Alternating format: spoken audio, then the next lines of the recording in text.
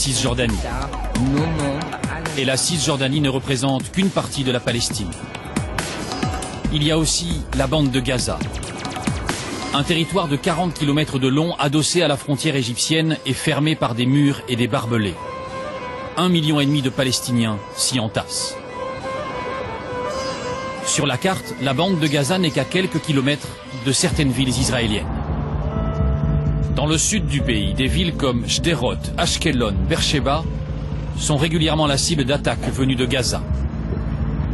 Gaza est dirigée depuis 4 ans par les islamistes du Hamas, l'un des plus farouches adversaires d'Israël.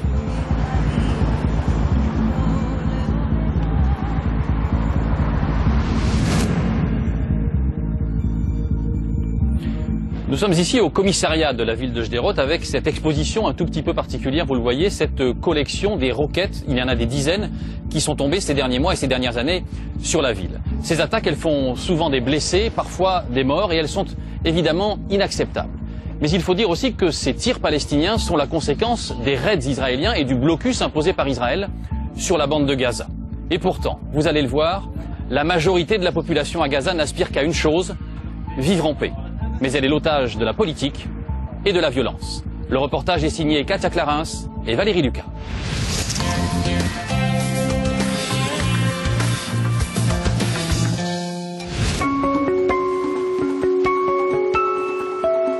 C'est l'unique entrée vers Gaza depuis Israël. Et elle donne le ton. Un tunnel cage de près d'1 kilomètre, comme une souricière géante. Le symbole de ce que subit la population de ce territoire depuis des années.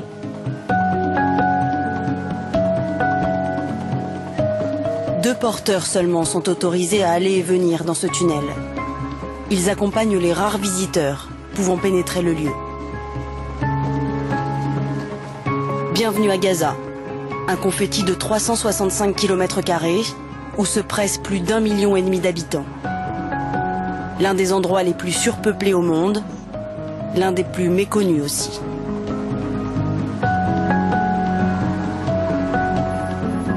Gaza surprend par ses images. Gaza a 1000 visages. Mais l'opinion mondiale n'en connaît pourtant qu'un seul, celui de ses islamistes. Car Gaza, depuis 4 ans, est aux mains du Hamas.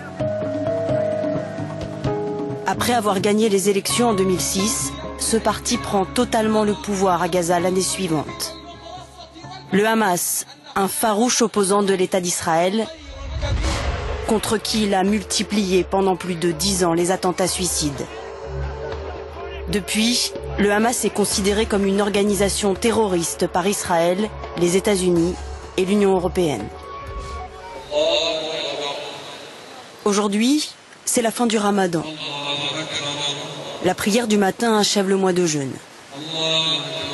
À Khan Younes, ils sont venus nombreux pour suivre le prêche, très politique, du Premier ministre du Hamas, Ismaël Haniyeh. Si Dieu le veut, nous ferons la prière des prochaines fêtes sur l'esplanade de la mosquée d'Al-Aqsa, dans Jérusalem libérée, en Palestine, toute la Palestine.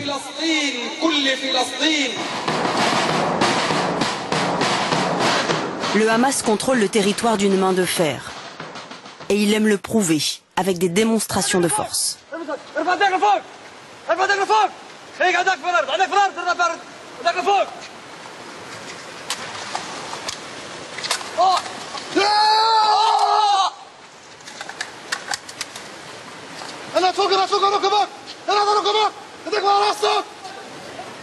Ce matin, la presse a été convoquée au quartier général des forces de sécurité.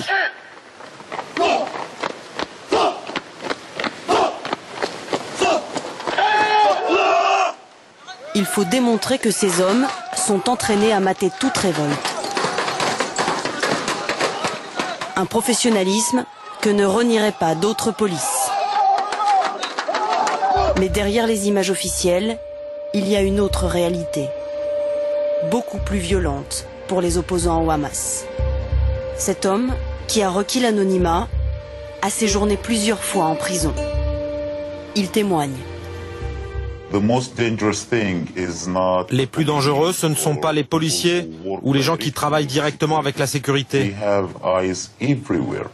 Le Hamas a des yeux partout. Il t'espionne même à l'intérieur de ton bureau.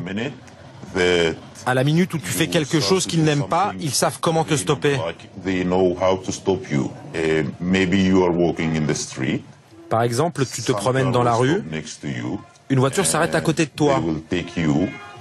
Ils te font monter et ils te font passer ce message. Tu es entre nos mains, nous pouvons te tuer et te jeter n'importe où. Et personne ne saura que nous l'avons fait. Il y a beaucoup de cas étranges comme cela.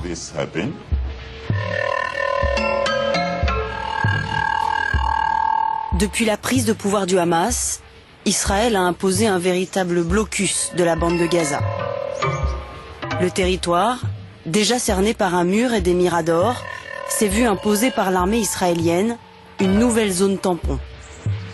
Un no man's land de 300 mètres de profondeur, rasé par les bulldozers de l'armée israélienne, qui tire à vue sur quiconque y pénètre. L'objectif est de limiter les attaques du Hamas. Mais pour les agriculteurs locaux, c'est une catastrophe. Toute cette région, depuis la frontière jusqu'aux limites du village, était recouverte d'arbres fruitiers. Surtout les agrumes. Il y en avait tellement que les branches s'entrelaçaient. Cette région était la première dans l'exportation des agrumes. Sur cette terre, mon père avait planté les arbres en 1952. En 2006, les Israéliens nous ont tout rasé. Maintenant, nous ne pouvons cultiver que des petites plantes, comme des légumes, pour dégager la vue. Quand il y a des tirs, nous essayons de fuir la région. 2 à 3 fois par semaine, nous sommes obligés de fuir. Des tirs, il y en a régulièrement. La zone tampon abrite près d'un tiers des terres agricoles de la bande de Gaza. Et certains agriculteurs y ont tous leurs champs. Ces terres sont leur unique moyen de subsistance. Alors malgré le danger, ils doivent y pénétrer pour planter ou récolter. L'armée israélienne peut alors tirer à vue. C'est pour les protéger de ces tirs que les membres de l'ONG internationale Solidarity Movement accompagnent les paysans pendant ces périodes critiques. Les volontaires portent des gilets fluorescents.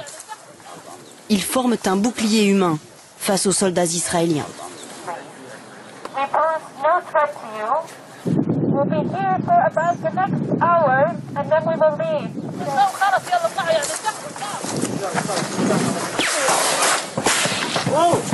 Malgré les annonces, l'armée ouvre le feu. Are you okay? Are you shit? Why are you shooting at us?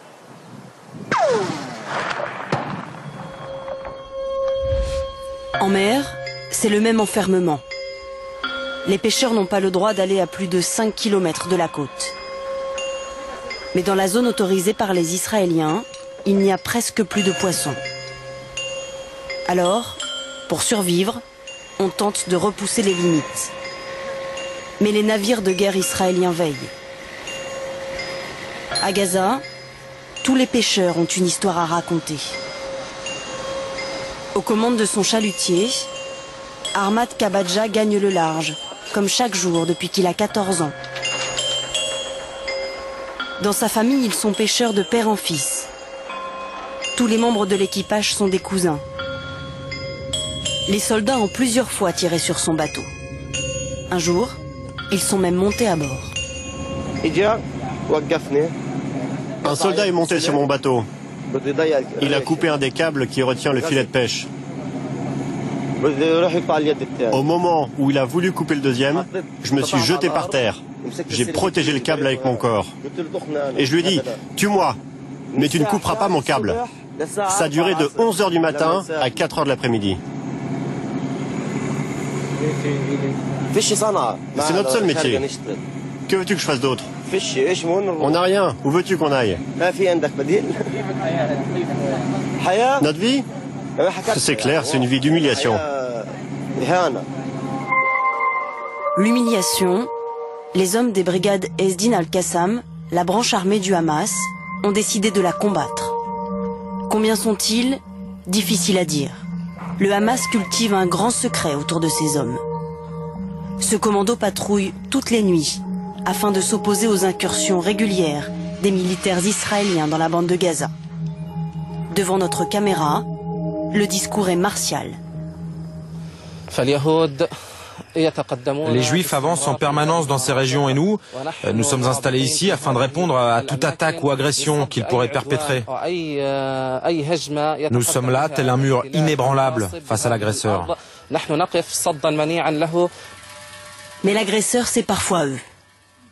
En 2006, un commando kidnappe en Israël le caporal Gilad Shalit, détenu depuis 5 ans dans le secret le plus absolu. Il y a aussi les tirs sur Israël. Plus de 10 000 roquettes et obus de mortier sur l'État hébreu au cours des 10 dernières années. Et l'équipement des milices palestiniennes évolue. Les brigades Al-Qassam possèdent désormais des missiles Grad d'une portée de 40 km. Ils sont capables de frapper les grandes villes du sud israélien. Mahmoud Zahar est l'un des principaux cadres du Hamas. Il fait partie des plus radicaux du mouvement. 2 de ses fils sont morts au cours d'affrontements avec les Israéliens. Celui-ci, c'est aussi mon fils. Il a été tué dans cette maison. Et celui-là, c'est mon gendre. Mahmoud Zahar assume pleinement les tirs sur Israël. Pensez-vous que la résistance par l'envoi de roquettes est utile? Si les Israéliens nous attaquent, oui, c'est utile. C'est une sorte d'autodéfense. Ce n'est pas notre intention, mais comprenez, lorsqu'il y a une trêve, si les Israéliens nous attaquent, nous réagissons. C'est donc une réaction, pas une action. Si les Israéliens stoppent leur agression, il n'y aura plus de roquettes. C'est un cycle infernal. Le Hamas et Israël se rejettent l'un sur l'autre l'origine des violences. Mais les 2 protagonistes n'ont pas la même puissance de feu. Fin 2008, après 2 nouvelles victimes en Israël, suite à une roquette du Hamas, l'armée israélienne entre dans Gaza. C'est l'opération Plomb Durci. 22 jours et 22 nuits de bombardements massifs. Une punition collective pour les agissements d'une minorité. Car à Gaza, pas d'exode possible. La population est prise au piège alors que l'armée israélienne lance des bombes au phosphore sur des quartiers d'habitation. Une utilisation formellement interdite par les conventions internationales. Plomb Durci va causer la mort de 1300 gaziotes, dont 900 civils. 60 000 foyers vont être détruits. Mohamed Abed Rabo fait partie de ceux qui ont tout perdu. Depuis près de 3 ans, il vit sous une tente, près des décombres de sa maison. Comme beaucoup à Gaza aujourd'hui, il pense que les roquettes du Hamas ne génèrent que des problèmes. Tout ça ne cause que des dégâts à la population palestinienne. Je vous assure que ces roquettes n'apportent que du malheur. Si ça servait à quelque chose, je me sacrifierais moi-même et mes enfants. Malheureusement, ces roquettes, au lieu de nous faire avancer d'un pas, elles nous ont fait reculer de plusieurs centaines de pas. Avec l'embargo, le chômage a explosé à Gaza. Avec Plomb Durci, la grande pauvreté a triplé. La moitié de la population ne survit désormais qu'avec l'aide humanitaire. Dans ces centres de l'ONU, on offre les produits de première nécessité. Sans ces distributions, Gaza affronterait une crise humanitaire grave. Que se passerait-il si vous n'aviez plus cette aide? On deviendrait des mendiants. On n'aurait plus qu'à manger des vers de terre.